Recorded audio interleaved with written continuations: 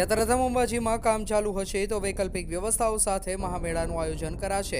શક્તિ ભક્તિ અને આસ્થાનું ત્રિવેણી સંગમ ગણાતું મા જગતજનની અંબાનું મંદિર દેશ વિદેશમાં વિખ્યાત છે.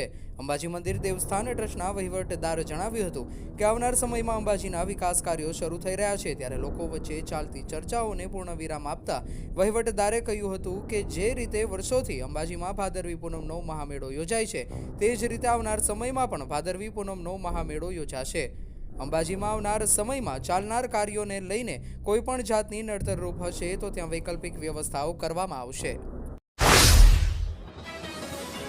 થરાદ પોલીસ સ્ટેશન વિસ્તારમાં એલસીબી પોલીસે જમડા ગામે ખેતરમાં માંગ રોડ પાસે ભારતમાલા હાઈવે પરથી અને આસોદર ગામ નજીકથી દારૂ ભરેલી કાર સાથે એક ઇસમને સાથે મોટા જથ્થામાં વિદેશી દારૂ ઝડપી પાડ્યો હતો. જે મામલે થરાદ પોલીસ મથકે ગુનો નોંધી તપાસ હાથ ધરી હતી. બનાસકાંઠા જિલ્લાના સરહદી પંથકમાં એલસીબી પોલીસે સપાટો બોલાવ્યો હતો, જેથી થરાદ પોલીસ સ્ટેશન વિસ્તારમાં અલગ અલગ જગ્યાએ મોટા જથ્થામાં વિદેશી દારૂ ઝડપી પાડ્યો હતો. બનાસકાંઠા જિલ્લામાં સાયબર ફ્રોડનો ભોગ બનેલા લોકોને નાણાં પરત મળે તે માટે Palanpur cyber crime police station દ્વારા 700 જેટલા લોકોને મેસેજ કરીને અરજી કરવા માટે સાયબર ક્રાઇમ પોલીસ મથકે બોલાવવામાં આવ્યા હતા. ત્યારે 700 જેટલા લોકો પોતાની અરજી માટે સાયબર ક્રાઇમ પોલીસ મથકે આવતા પોલીસ મથકે લોકોની કતારો જોવા મળી હતી. જોકે સાયબર ક્રાઇમ પોલીસ દ્વારા આ તમામ લોકોને અરજીઓ સ્વીકારી અને તેને કોર્ટમાં મૂકવામાં આવશે તેમ સાયબર ક્રાઇમ પોલીસ મથકના સૂત્રોએ જણાવ્યું હતું. અને કોર્ટની કામગીરી પૂર્ણ થયા બાદ જે તે બેંકના અધિકારીઓને આ બાબતે જાણ કરવામાં આવશે અને ત્યારબાદ જે લોકો સાયબર ફ્રોડનો ભોગ બન્યા છે તેમના નાણાં ગુમાવ્યા છે તેવા લોકોને નાણાં પરત મળશે. રાજ્યની સરકારી અને ગ્રાન્ટેડ પ્રાથમિક શાળાઓના બાલવાટિકાથી ધોરણ 8 સુધીના વિદ્યાર્થીઓને પીએમ પોષણ યોજનામાં આપવામાં આવતા બપોરના ભોજન ઉપરાંત પૌષ્ટિક અલ્પાહાર મુખ્યમંત્રી પૌષ્ટિક અલ્પાહાર યોજના દ્વારા આપવામાં આવશે. ભોજન યોજનાને લઈ ગુજરાત સરકારનો મોટો નિર્ણય કરાયો છે. રાજ્યના 41 લાખથી વધુ વિદ્યાર્થીઓને ફાયદો થશે.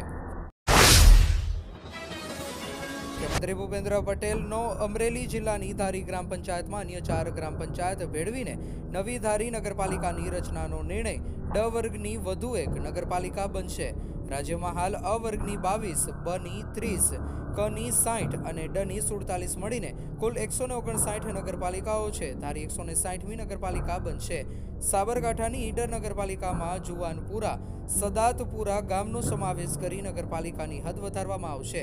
મુખ્યમંત્રી ભૂપેન્દ્ર પટેલના મહત્વપૂર્ણ નિર્ણયોથી પ્રવાસન સહિત આર્થિક સામાજિક વિકાસની ગતિને વેગ મળશે. ગુજરાતમાં નવી રાજકીય પાર્ટીનું આગમન. અમદાવાદ સર્કિટ હાઉસ ખાતે સ્થાપક પ્રમુખ ડોક્ટર રાજેન્દ્રસિંહ રાઠોડ દ્વારા શંકરસિંહ વાઘેલાની ઉપસ્થિતિમાં for the people, of the people, by the people ના મૂલ્યો પર પ્રજાશક્તિ ડેમોક્રેટિક પાર્ટીની જાહેરાત કરવામાં આવી. પાર્ટીના નવનિયુક્ત અધ્યક્ષ તરીકે દાતાના મહારાણા રિદ્ધિરાજસિંહ પરમારની નિયુક્તિ કરવામાં આવી. પાર્ટીના સમગ્ર બંધારણ અને વિચારધારાની વિગતવાર માહિતી ટૂંક સમયમાં જાહેર કરવામાં આવશે. હાલના ભાજપના કુશાસન અને ભ્રષ્ટાચારથી પીડાતી અને લાચાર જનતા હકો અને ન્યાય માટે પાર્ટી ઊભી કરવાનો ઉદ્દેશ્ય છે. સ્પષ્ટ દેખાઈ રહ્યું હતું કે પાર્ટીના સારથીનું સુકાન શંકરસિંહ વાઘેલા બાપુ સંભાળશે. તમિલનાડુ અને પોંડિચેરીમાં ફેંગલ વાવાઝોડાએ વિનાશ વેર્યો છે. દરિયાકાંઠાના અનેક જિલ્લામાં ભારેથી અતિ ભારે વરસાદ ખાબક્યો છે, જેને કારણે ઠેર ઠેર જળબંબાકારના દ્રશ્યો સામે આવ્યા છે. ડિસેમ્બર મહિનો શરૂ થતાં જ કાતિલ ઠંડીની શરૂઆત થઈ ગઈ છે. કચ્છના નલિયામાં 12 ડિગ્રી તો ડાંગ, ડીસા અને જામનગરમાં 13 ડિગ્રી તાપમાન નોંધાયું છે. રાજકોટમાં 14 અને અમદાવાદમાં 15 ડિગ્રીએ પારો પહોંચ્યો છે. ત્યારે હવે ગુજરાતના ખેડૂતો પર મોટી આકાશી આફત આવી રહી છે. અંબાલાલ પટેલની આગાહી પ્રમાણે અઠવાડિયામાં 4 ડિસેમ્બરથી 8 ડિસેમ્બર વચ્ચે દક્ષિણ ગુજરાતમાં કમોસમી વરસાદ વરસશે. વડોદરા રોડ પર અંબાવ નજીક હિટ એન્ડ રનની ઘટના. અજાણ્યો વાહન ચાલક સાયકલ લઈ જતા આધેડને ટક્કર મારી આધેડનું રોડ પર ફંગોળાતા ગંભીર ઈજા થતા ઘટના સ્થળે જ મોત નીપજ્યું છે. અંબાવ ગામે રહેતા બાબુભાઈ છગનભાઈ પરમારનું ઘટના સ્થળે મોત થયું છે. વાહન ચાલક અકસ્માત સર્જી ફરાર. સુરત માલથાણાના ભીમરાડ ગામમાં રહેતા ભાજપના મહિલા નેતા દ્વારા ગળાફાંસો ખાઈને આપઘાત કરી લેતા હાલ સમગ્ર શહેરમાં ચકચાર મચી જવા પામી છે. મહિલા નેતાના આપઘાતના પગલે અનેક સવાલો ઊભા થઈ રહ્યા છે. આ સાથે જ અલગ અલગ આક્ષેપો પણ કરવામાં આવી રહ્યા છે. આ દરમિયાન ફોરેન્સિક પોસ્ટમોર્ટમ કરવામાં આવતા ભાજપ મહિલા નેતા દ્વારા આપઘાત જ કરવામાં આવ્યો હોવાનું સામે આવ્યું છે. જિલ્લાના સાવલી તાલુકાના ઉદલપુર રોડ ઉપર ધોરેશ્વર મહાદેવ મંદિર પાસે આજે વહેલી સવારે બાઇક ઉપર જતા એક જ ગામના બે યુવાનો સામસામે અથડાતા બંને યુવાનોના ઘટના સ્થળે કમકમાટી ભર્યા મોત નીપજ્યા હતા. આરેરાટી ભર્યા બનાવની જાણ ગામમાં થતા સન્નાટો છવાઈ ગયો હતો.